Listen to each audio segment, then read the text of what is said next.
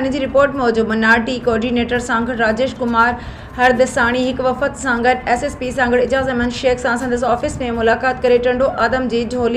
झूलेलाल ऐं रामा पीर मंदिरनि में चोरीअ जी वाक़ियनि जे हवाले सां मुलाक़ात कई। मुलाक़ात दौरान टंडो आदम जी झूलेलाल ऐं रामा पीर मंदिरनि में चोरी जी वाक़ियनि जे सिलसिले में मीनाडी कोऑर्डिनेटर सांगड़ राजेश कुमार हरदसाणी एक वफ़द सांगड़ SSP सांगड़ एजाज़ अहमद शेख सां संदसि ऑफिस में मुलाक़ात कई। मुलाक़ात दौरान टंडो आदम जी झूलेलाल ऐं रामा पीर मंदिरनि में चोरीअ जे वाक़ियनि ते ॻाल्हि ॿोल कई ऐं जवाबदारनि जी गिरफ़्तारी ऐं चोरी थियल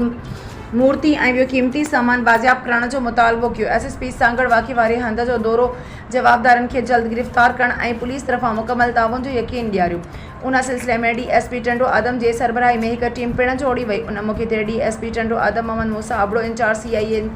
सांगड़ अकबर खान मरी SHO टंडो आदम गुलाम शबीर दिलवानी संजय कुमार इंचार्ज झूलेलाल मंदिर टंडो आदम लीलाराम इंचार्ज रामा पीर मंदिर Tando Adam Ramesh Kumar general secretary Hindu panchayat Tando Adam incharge DIB Muqarrab Khan incharge DIC Asif Rajput ऐं ASI जहांगीर चांडियो पिणु मौजूद हुआ।